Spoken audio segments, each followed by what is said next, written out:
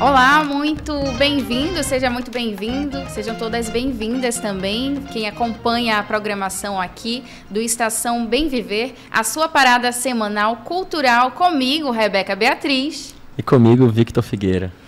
Victor Figueira, hoje estou na companhia dele. Uma honra para mim, na verdade, dividir aqui a bancada com você. Rebeca. Seja bem-vindo. E vai ser um bate-papo legal, né, Victor? Hoje promete que estamos aqui justamente com ele, produtor da FAO. Pedro Guido, que é diretor de produção do Festival Amazonas de Ópera. Ele está aqui com a gente, vai falar, claro, sobre tudo que vocês quiserem saber a respeito do festival. Seja muito bem-vindo. Obrigado. É um prazer estar aqui com vocês hoje. Eu queria que você começasse falando um pouco sobre a sua trajetória mesmo enquanto artista, né? Antes de a gente falar mesmo do festival. Pode fazer um resuminho sobre? Então, na verdade, eu comecei a trabalhar no festival em 2019, mas a Flávia Furtado, que é a diretora executiva do festival, e o Luiz Fernando Malheiro, que é o maestro, que é diretor artístico do festival e é titular da Amazonas Filarmônica já desde o final dos anos 90, quando ele assumiu o Festival Amazonas de Ópera e também, por consequência, a orquestra. Eles são duas pessoas que no mercado da ópera no Brasil e da música clássica eles são assim totalmente relevantes. Eu conheci a Flávia faz 10 anos em São Paulo, mais de 10 anos, 12 anos na verdade, e na época foi quando eu comecei a trabalhar no Teatro Municipal de São Paulo como produtor lá. Então eu fiquei 8 anos lá, depois fui assessor artístico lá, e aí em 2019 foi quando eu saí do Municipal, acabou aquele ciclo da minha vida, e aí foi quando a Flávia me chamou para vir para Manaus.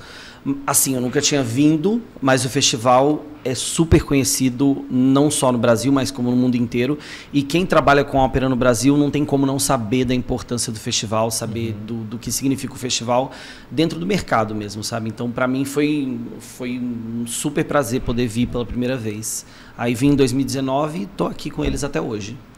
Pedro, contando um pouco agora de história, como que surgiu o Festival Amazonas de Ópera? Então, essa história é bem engraçada, na verdade, porque ela nem parece que foi verdade, se você para olhar ela bem.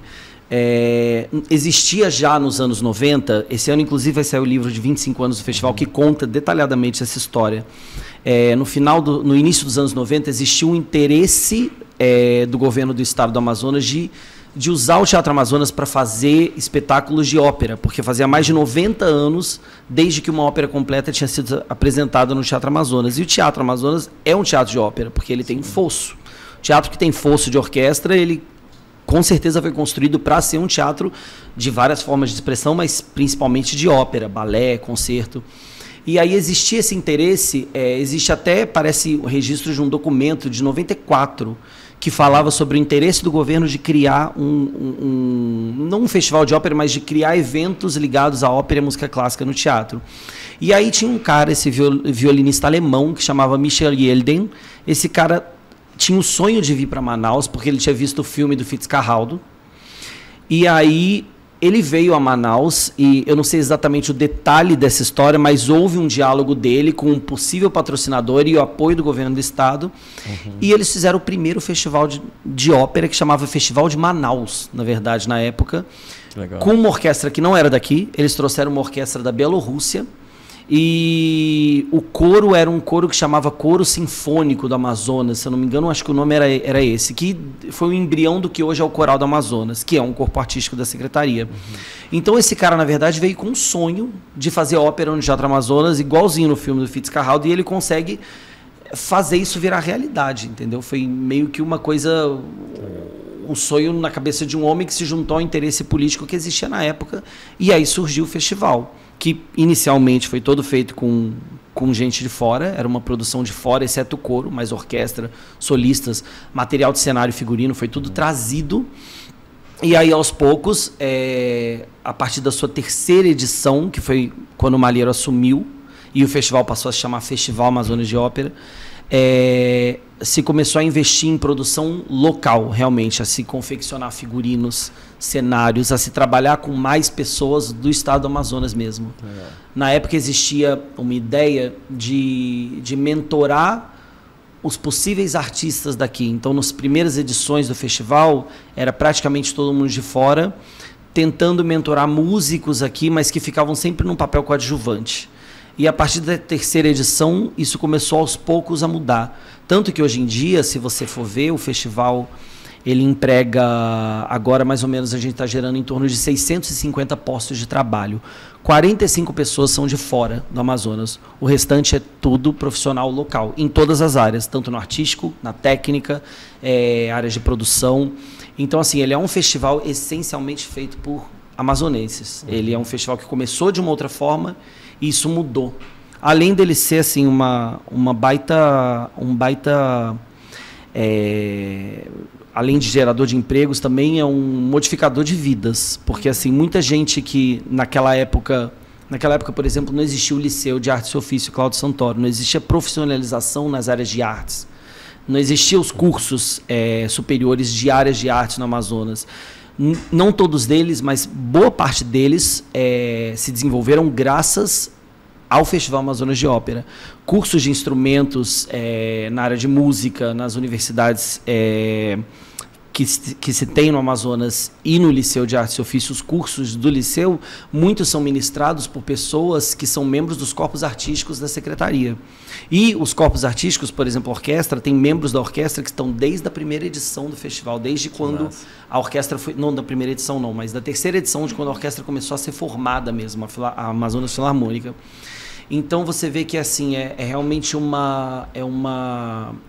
foi uma coisa que modificou completamente o panorama das artes clássicas e mesmo teatro, música no estado do Amazonas. O festival realmente é revolucionário nesse ponto. Legal. E é interessante a gente ver, né, essa evolução pela qual ele passou ao longo dos anos. A gente já entra na atualidade, né? O Festival Amazonas de Ópera desse ano, dessa edição, o que tem de novidade? Qual é que é o tema do ano, né? E, claro, como é que foi a preparação? Porque é algo que não se começa do dia para a noite. Acredito que tem muito preparo antes disso. Nem um pouco. Na verdade, cada edição do festival é pensada com alguns anos de antecedência. O maestro como diretor artístico, ele já começa a visualizar o que ele intenciona fazer do ponto de vista artístico, e aí vão inúmeras tratativas, acordos, tentativas para fazer aquilo se tornar realidade. Esse ano vão ser apresentadas 4 óperas encenadas com figurino, com cenário completo, que desde 2018 não era feito isso. 2018 foi o último ano em que 4 produções foram completamente encenadas, porque 2019 foram 3 e 1 em concerto, ou seja, em concerto é só com a orquestra e os cantores, sem cenário, sem figurino. Ano passado foi a mesma coisa, 3 óperas encenadas e 1 em concerto, e a gente teve esse período da pandemia. Então, em 2021, o festival foi um festival online, foi um festival praticamente de audiovisual. Foram óperas online, óperas novas também, compostas especialmente para o festival, que foram gravadas como filmes e apresentadas através do canal do YouTube do festival. Esse ano, são várias novidades, assim, mas acho que a principal é essa questão da gente fazer a ópera O Contratador dos Diamantes, que é uma recuperação de uma obra que tinha sido perdida durante décadas, e ela está sendo apresentada pela primeira vez em praticamente mais de 60 anos, quase 70 anos.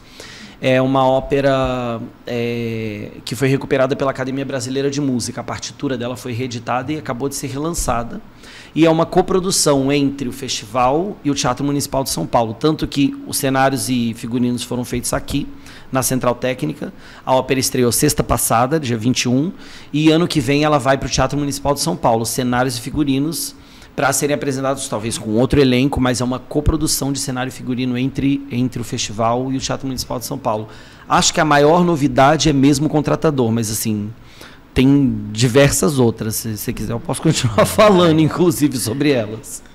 Fica à vontade. Assim, esse ano a gente vai ter também Ana Bolena, de Donizete. Ela faz parte de uma trilogia, que é a trilogia Tudor, que fala sobre 3 rainhas da família Tudor, família real britânica Tudor. E Ana Bolena é uma das 3. A Maria Estuarda a gente já fez em 2019. Então, pelas contas, falta talvez fazer o Roberto Deverey. A gente já teria mais uma trilogia que seria um marco no festival. Ana Bolena é a primeira produção brasileira desse título, que está sendo feita justamente aqui. A gente também vai ter, esse ano, a gente vai ter a remontagem de Peter Grimes, que foi uma ópera que a gente fez ano passado. Também a primeira produção encenada brasileira de Peter Grimes, foi ano passado, a gente vai reviver ela esse ano. E a gente vai ter a primeira produção encenada, porque até agora foi feito só em concerto ou semi-encenada, da ópera Piedade, que é uma ópera brasileira em português, do João Guilherme Ripper, que é um compositor do Rio de Janeiro, que fala sobre a história de Euclides da Cunha, que escreveu Os Sertões, e do triângulo amoroso entre ele, a esposa dele e o amante da esposa, que culminou com a morte dele. Ele é assassinado pelo amante da esposa. Então, assim, a gente tem uma ópera que é uma recuperação histórica, que é o Contratadores de Amantes, e uma coprodução. Ana Bolena, que é uma produção nova, primeira vez no Brasil, uma reapresentação justamente para otimizar cenário e figurino que já foi construído. Você pega essa obra e você reapresenta ela, que é Peter Grimes, que também é um marco, uma ópera super difícil de botar em prática, é um título super complicado do ponto de vista musical. E a gente tem uma ópera brasileira em português, que é a Piedade. Então esse é o núcleo principal do festival, são essas 4 grandes produções. Pedro, como é que funciona esse intercâmbio entre artistas da nossa terra, daqui do Amazonas, e também de todo o país e também internacionalmente, né? Como é que funciona? Então, tudo parte da direção artística, né? A direção artística visualiza não só os títulos que a gente vai fazer, mas quem vai cantar. E aí entra a especialidade do Maestro Malheiro, que é o nosso diretor artístico, que é considerado, assim, pela crítica e público, um dos maiores maestros de ópera da América Latina. Assim, do Brasil, certamente ele é o cara, assim, é o grande maestro de ópera. Então ele é um cara que entende muito dessa linguagem, entende muito de voz, entende muito de canto, entende muito de que voz é adequada para cada papel. Aí, assim, é aquilo que a gente estava falando. Se no início da história do festival os cantores vinham todos de fora, agora a gente já tem frutos da terra que foram formados pelo Liceu, que são membros do Coral do Amazonas, que viraram cantores líricos através desses frutos do festival, que são esses cursos, essas formações. E cada ano tem mais gente, assim, mais jovem participando do festival. Então, por exemplo, a gente sempre traz cantores para papéis que a gente não tem aqui para serem preenchidos. Um tipo específico de voz para um tipo específico de papel. Por exemplo, Peter Grimes, do Britten, o papel protagonista é um papel de tenor, que foi feito ano passado pelo Fernando Portari, que é um tenor celebradíssimo carioca, que está voltando esse ano para fazer. Peter Grimes é um papel que você praticamente não acha tenor na América Latina para fazer. Por isso tão difícil de montar. A gente tem a sorte de ter um cara como o Fernando, que é um cara aí que está com seus 56 anos, no auge da maturidade artística dele, para poder encarar um papel tão difícil psicologicamente, musicalmente, cenicamente. Então você realmente tem que trazer essa pessoa. Você não acha essa pessoa aqui, como eu te disse, você não acha em quase lugar nenhum. Mas tem diversos outros papéis que a gente consegue trabalhar com artistas locais, inclusive papéis protagonistas, entendeu? Legal. Esse ano, por exemplo, a gente acabou de apresentar, fim de semana passado, no sábado, um recital em homenagem ao centenário de nascimento da Maria Callas, que é uma cantora de ópera super famosa na história da ópera. E uma das solistas desse recital foi a Djana Nobre, que é amazonense. É fruto do festival, ela é membro do Coral do Amazonas e é, assim, considerada talvez a maior soprano do Amazonas, filha da terra total. Então, assim, esse intercâmbio ele vai da necessidade. Quando é necessário, a gente traz. Quando não é necessário, a gente não traz. Mas, como festival internacional, isso é uma coisa interessante. É sempre interessante você ter gente vindo de fora, fazendo interlocução com gente local, porque aí você tem realmente um crescimento, entende? Você tem uma troca de ideias, você tem uma projeção maior para um festival de ópera, de música clássica, quando você tem gente local e gente de outros lugares também participando. Esse intercâmbio é super importante. Perfeito. Ele sempre aconteceu e acredito que ele sempre vai acontecer. Acredito que essa troca é realmente importante, super, né? É importante que haja essa troca. Agora, você já até pontuou ali anteriormente um pouco sobre o processo de preparação, etc. Só que eu queria entender como é que funciona a escolha dos espetáculos, né? O que vai entrar esse ano, por exemplo. Como é que é feita essa seleção? Essa curadoria, Exatamente. Né? Então, vai muito do diálogo entre direção executiva, a Flávia, o diretor-geral do festival, que é o secretário de Cultura, o Marcos Apolo, e o diretor artístico, o Maestro Malheiro. Esse trio conversa bastante, porque aí você tem que entender o que é necessidade política, uma requisição política, você tem que entender o que é requisição artística, o que o maestro quer fazer do ponto de vista artístico, e o que a gente tem em termos de orçamento. Então, às vezes, você tem sonhos que você não consegue executar na hora, você tem que deixar para depois, ou você tem que equilibrar o orçamento. Por exemplo, Piedade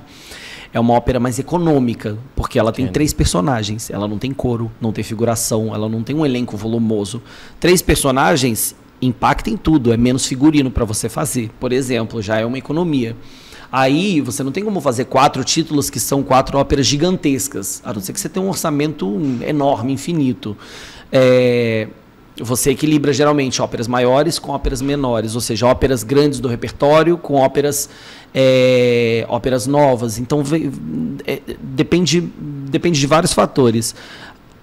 Me parece sim, que o guia aqui de uma boa curadoria artística, que é o que se tem aqui claramente, sempre se tem uma ópera italiana tradicional do repertório, no caso esse ano Ana Bolena, sempre tem uma ópera brasileira, sempre tem uma novidade, uma ópera recuperada, uma estreia mundial, no caso essa recuperação do Contratadores de Amantes, que é uma coisa inédita. Então você sempre tem ópera, às vezes você coloca uma ópera francesa, uma ópera alemã, você sempre tem esses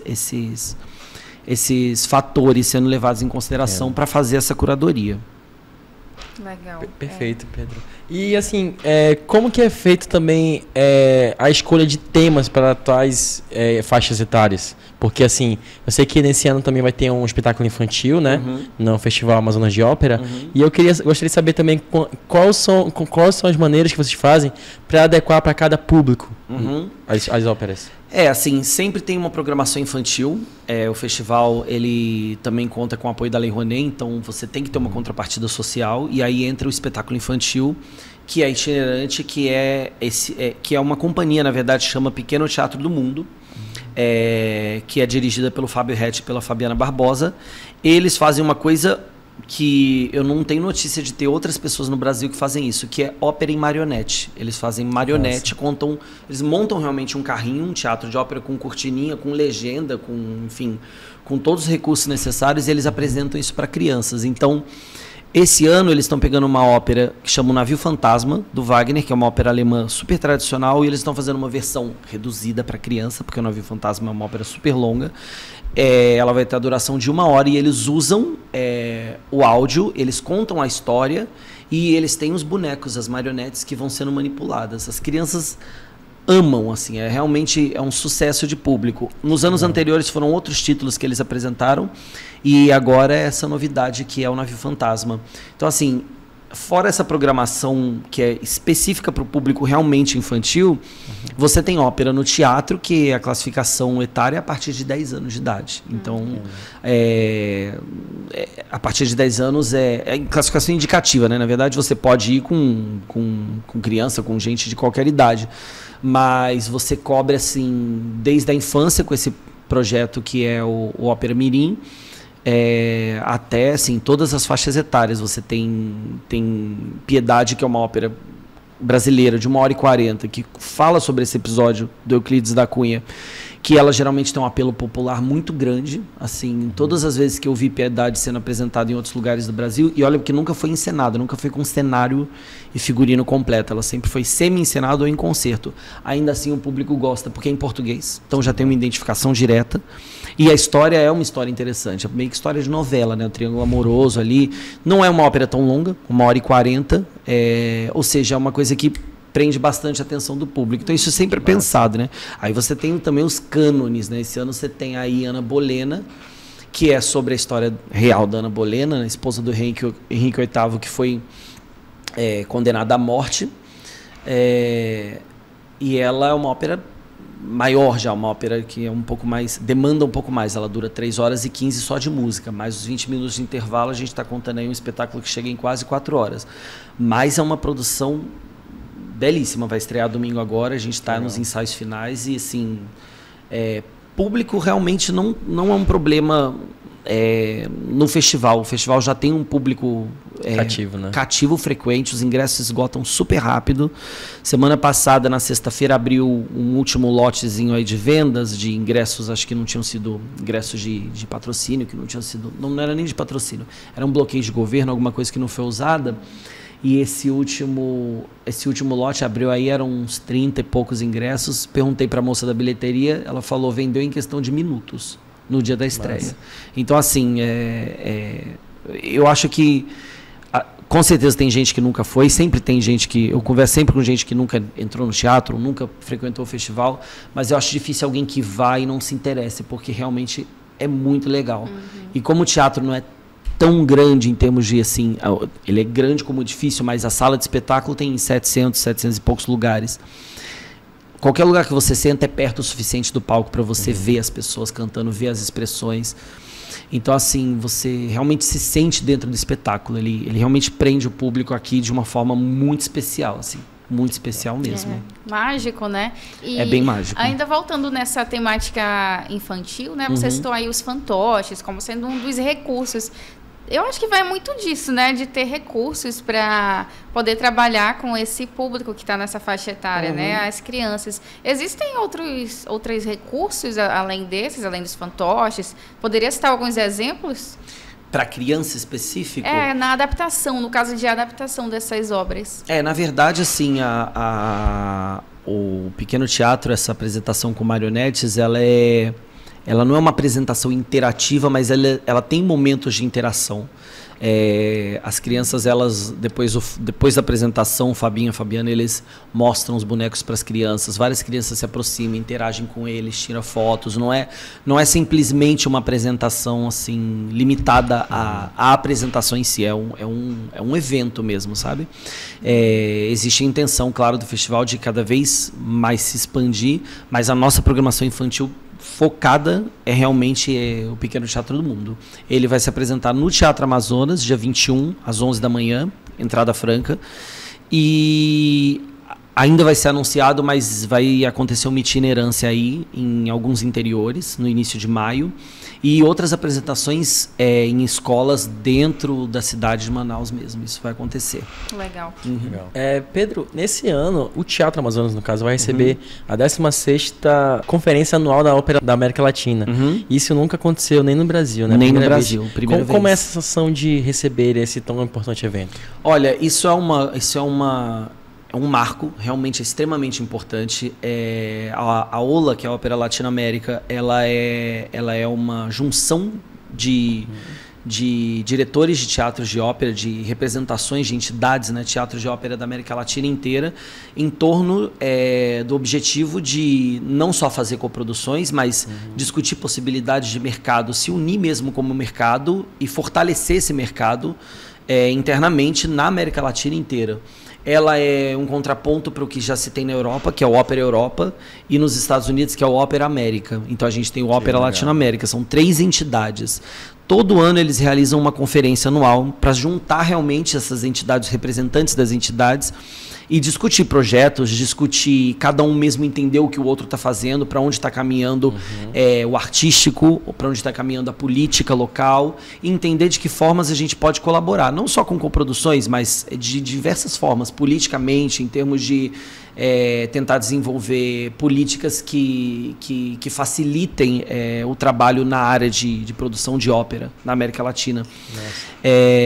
E faz anos já que Manaus está tentando realmente sediar esse evento. E agora a gente realmente conseguiu que isso aconteça e seja a primeira vez no Brasil, seja justamente em Manaus, que é um líder da ópera no Brasil, o festival. Então, assim, não podia ser mais propício. Vão vir representantes da América Latina inteira e também da Espanha, assim, eu não sei te precisar ainda exatamente quantos convidados, mas a gente está girando aí em torno de quase uma centena de pessoas, mais jornalistas, pessoas que vêm cobrir esse evento. E na OLA, durante a OLA, a gente vai fazer uma coisa que não se faz há bastante tempo no festival, que é, nos 4 dias da OLA, a OLA começa dia 18, ela faz 18, 19, 20 e 21 de maio. Vão ter vários eventos, assim, de parte da conferência, né? Mesas redondas, vão ter conversas, reuniões de diretório. Vão ter visita à central técnica, visita ao teatro, visitas para além da ópera também, mas visita dessas entidades à cidade de Manaus. E a gente vai apresentar as 4 produções desse ano em sequência.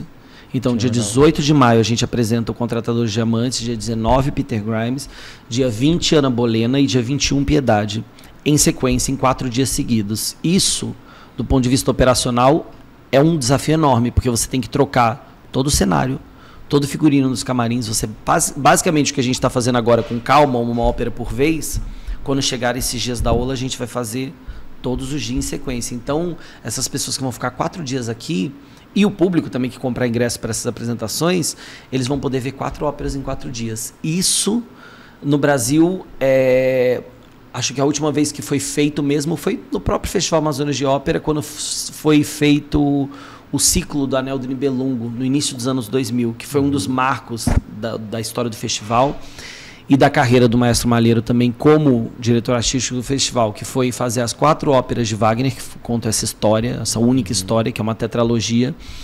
E houve um festival em que foram feitas as 4 em sequência. Então você assistia elas em dias seguidos. Você vinha para Manaus para assistir a história inteira. Desde então, isso não foi mais feito. Geralmente a gente alterna 2 óperas ao mesmo tempo.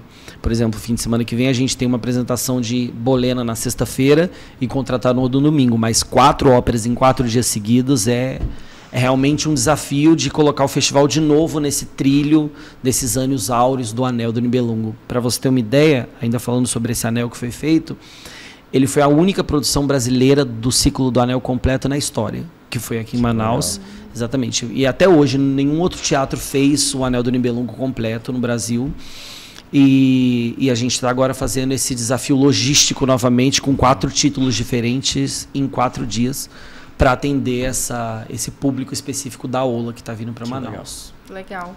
Esse ano tem também o Festival de Ópera e vai ter a turma do Curumim, né? Eu queria saber como é que surgiu essa ideia de pegar aí um personagem que é referência nos quadrinhos daqui, né? Da Amazônia, nosso personagem.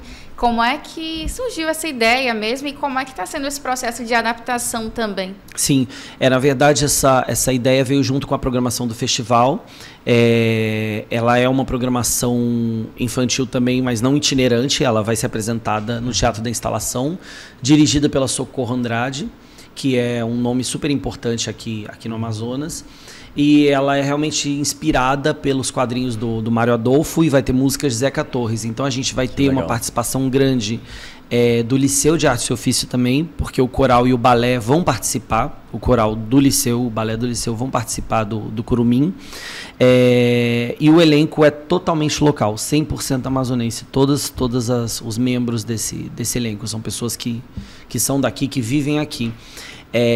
A cenografia ela é inspirada nos quadrinhos, vocês vão ver quando for acontecer o evento mesmo, mas vai ser uma coisa bem mágica também. O Teatro da Instalação, o palco vai estar sendo completamente adaptado ali para receber essa cenografia. E, enfim, figurinos e música, e vai ser realmente um evento bem interessante, também com entrada franca esse. Show. Eu tenho só uma dúvida, né? Porque eu acho que depois da pandemia, acho que o Vitor vai concordar comigo, eu acho que existe o que era o Festival de Ópera antes da pandemia, durante também, e depois que a gente já passou por todo esse processo, né? 3 ondas aqui no Amazonas, que é um dos lugares que mais sofreu. Sim. Eu queria entender como é que os artistas estão, de modo geral, né? Os artistas do Festival de Ópera.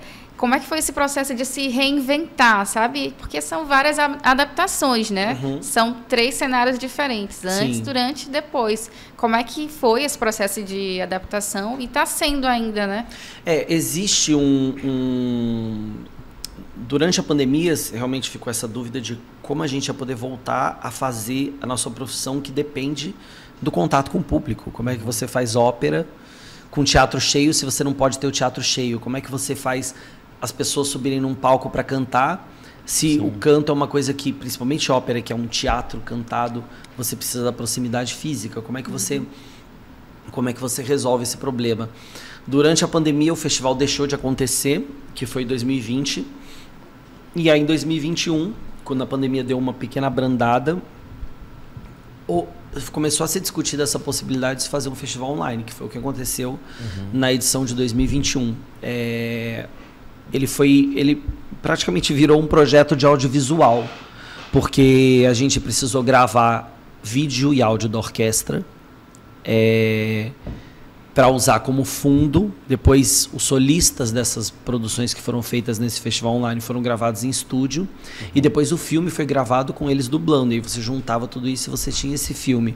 Foram óperas novas que foram compostas para o festival online. E depois desse festival online ficou realmente um questionamento e uma ideia que ela está se desenvolvendo ainda, quem sabe, para as próximas edições, para que a gente tenha também uma presença virtual maior ainda, através de talvez espetáculos feitos especificamente para serem transmitidos. Ou seja, existe uma ideia de que a gente possa ter um projeto FAO online, um projeto paralelo durante o próprio festival, para além das transmissões que a gente faz dos espetáculos no teatro, gravar coisas especificamente para o formato online. Então isso é uma coisa que nunca tinha sido discutida antes, e a pandemia fez com que essa discussão fosse levantada, entendeu?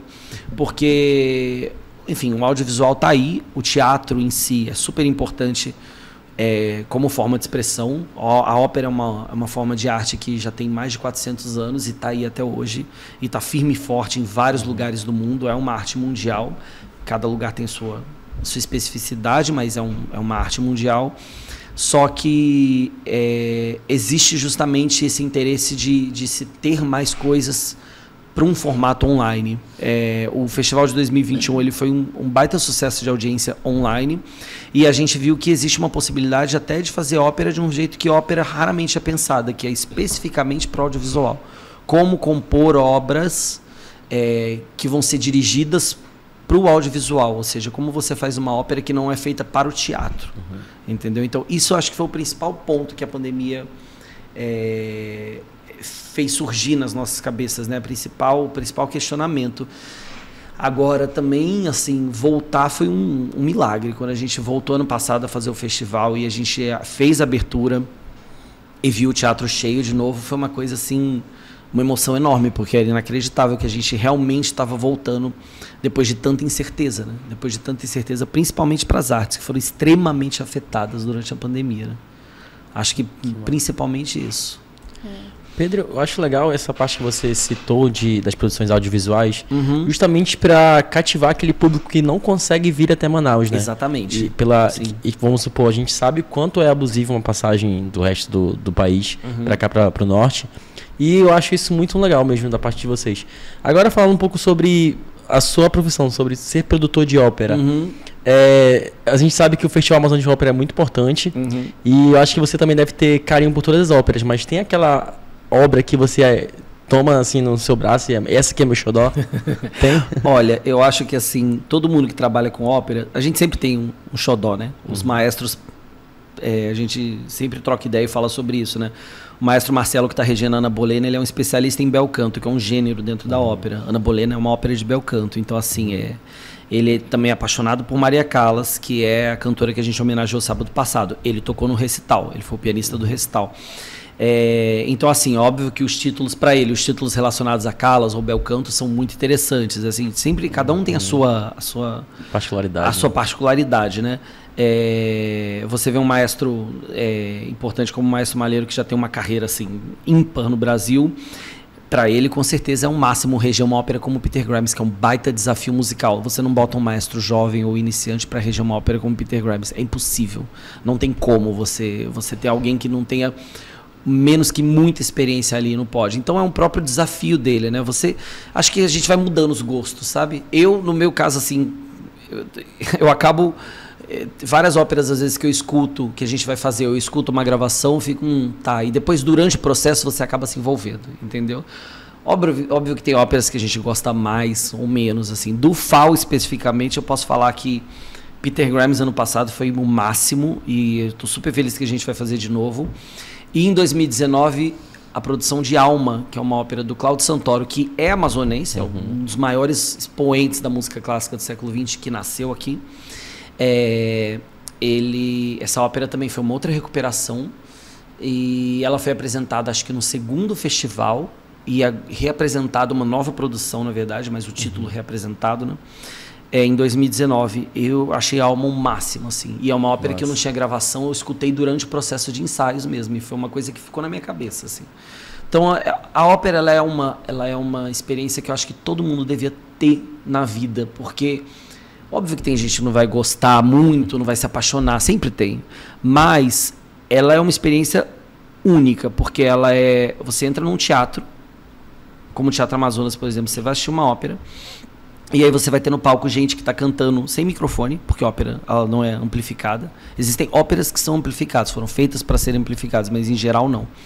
Esse ano, por exemplo, nenhuma das 4 óperas é amplificada, é tudo acústico. Então você está vendo um cara, uma mulher, uma pessoa cantando no palco, usando o próprio corpo como instrumento de ressonância. É uma coisa meio surreal. E aí ele está cantando com uma orquestra de 60, 70 músicos, e a voz dele está passando, está atravessando aquela orquestra para chegar em você ali, além do personagem que ele está fazendo. Então, assim, é uma forma de arte que ela não tem nada que seja parecido. É o que eu te disse, tem gente que não vai se apaixonar, mas eu acho difícil que a pessoa não ache pelo menos interessante, assim. É bem impactante, sabe? Legal. Bem impactante mesmo.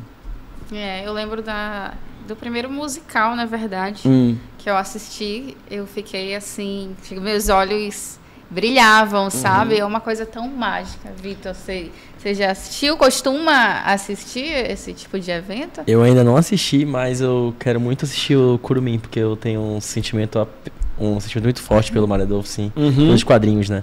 Eu acho que vai ser massa. E eu acho que também, como você falou, que você ficou emocionada, acho que a acústica do Teatro Amazonas também contribui muito, né?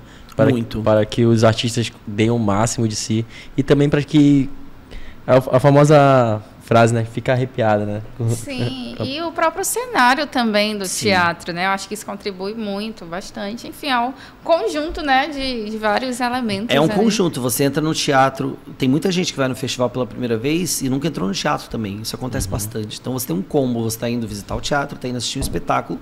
É um combo de coisas, né? Não é só um espetáculo, mas também é uma visita ao teatro. Você está juntando tudo num único evento, né? Tem uma coisa que é interessante, falando sobre essa questão da ópera ser acústica ou amplificada, enfim, ter essa coisa meio, às vezes, até ambígua, né? Até híbrida. Por exemplo, Piedade é uma ópera que tem um violão, que é um instrumento que geralmente não está presente em ópera. Esse violão, ele não toca com a orquestra, ele toca solos, ele toca interlúdios entre os atos da ópera. E na última cena, ele toca junto com o tenor, que é o amante da Ana da Cunha, é o personagem do amante, e ele canta uma seresta para ela. Então ele canta e é acompanhado por esse violão. Esse violão está amplificado, mas ele está cantando no gogó. Então, assim, é um híbrido, e é um híbrido que, assim... Ópera é uma coisa super complicada de você fazer. Primeiro você precisa de gente pra caramba, né? Geralmente, se você pode fazer uma ópera menor, com uma orquestra reduzida, mas assim, em geral, você vê, por exemplo, Ana Bolena, uma orquestra gigante, com um coro gigante, com solistas que vieram do Brasil inteiro, solistas locais também, e fora todas as pessoas que estão por trás do palco, que você não vê ali no palco, né? Técnicos, camareiras, costureiras, as pessoas que confeccionaram o figurino, as pessoas de camarim, maquiagem, peruca, visagem, é uma infinidade de pessoas, entendeu? Tanto que, assim, eu já ouvi muita... Não aqui só, mas assim, em vários lugares, questionamentos sobre a necessidade de se fazer ópera, ou por que se faz ópera, uma coisa tão antiga. Já ouvi isso várias vezes. Isso é uma bobagem, porque, na verdade, a ópera é uma arte que continua se modernizando.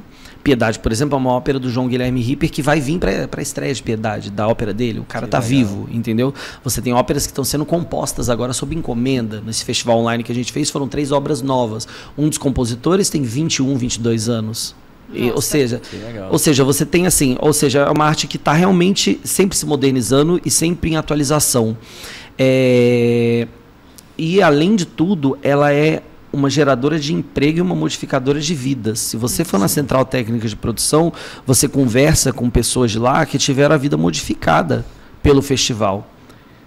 Pessoas que realizaram sonhos através do festival. Você tem, por exemplo, A Melissa Maia, que é figurinista da Ana Bolena, ela é daqui. Ela começou no festival como figurante, como atriz de figuração muitos anos atrás. Ela mesma fala que ela é uma cria do festival. E aí ela foi crescendo, foi focando a carreira dela e acabou chegando em figurino e virou uma figurinista.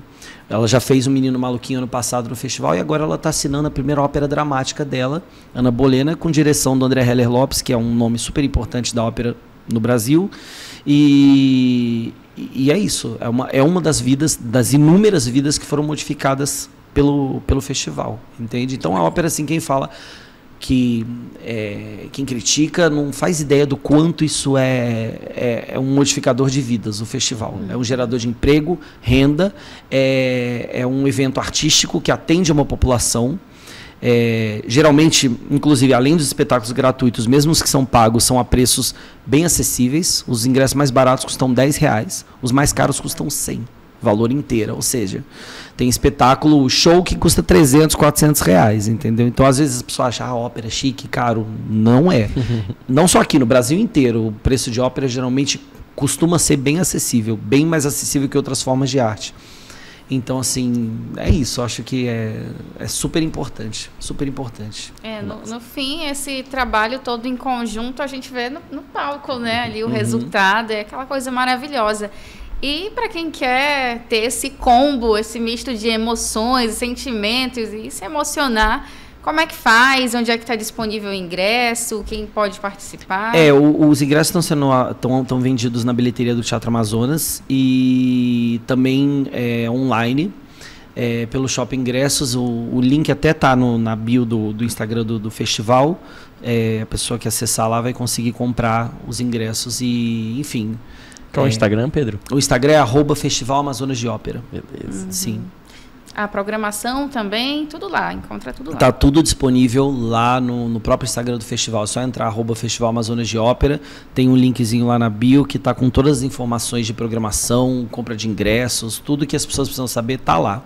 E quem tiver dúvida também pode entrar em contato no direct do Instagram, que é sempre respondido. Perfeito, então. Bom, a gente agradece, né, Vitor? Foi uma experiência muito boa, essa troca de ideias. Acho que é importante a gente trazer isso, né, para o público. E, enfim, deixa um convite, né, para que as pessoas possam ir até lá, se despedindo do programa, mas deixando um convite para que quem quiser mais, vá. Eu queria realmente agradecer em nome do festival o convite de vocês e dizer assim que... Quem já foi, com certeza vai voltar, mas quem ainda não foi, não perca essa oportunidade, que é uma oportunidade única. O festival desse ano está aí para todos os gostos. Tem ópera longa, tem ópera curta, tem ópera brasileira, tem ópera estrangeira. É um evento único, assim. É um privilégio, na verdade, para qualquer lugar ter um festival como o Festival Amazonas de Ópera. Então, não acho que dá para perder. Tem uma programação vasta, só escolher e aparecer. Pedro, em nome do podcast Estação BV, a gente deseja muito sucesso para vocês. Obrigado. Que seja uma edição impecável do Festival Amazonas de Ópera. E claro, né, Rebeca, é um prazer também estar aqui ao seu lado no Estação BV. E até a próxima. Sim, Vitor. E nós estaremos lá, claro, não vou perder por nada isso. E obrigada a você que acompanhou a gente, obrigada pela paciência, pela compreensão, obrigada por estar aqui com a gente. E segue a gente nas redes sociais, hein? Tchau, tchau, gente. Até a próxima. Tchau, gente.